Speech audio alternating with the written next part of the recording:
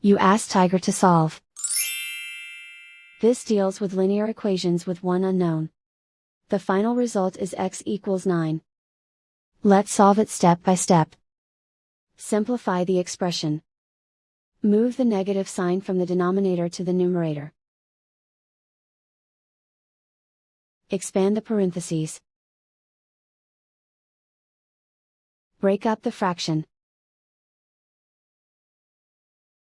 Find the greatest common factor of the numerator and denominator. Factor out and cancel the greatest common factor. Swap sides.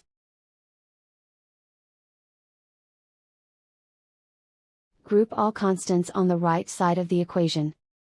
Subtract 9 from both sides. Simplify the arithmetic.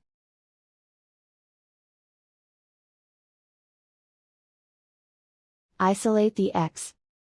Multiply both sides by inverse fraction 3 over negative 5. Move the negative sign from the denominator to the numerator. Group like terms. Multiply the coefficients. Simplify the arithmetic.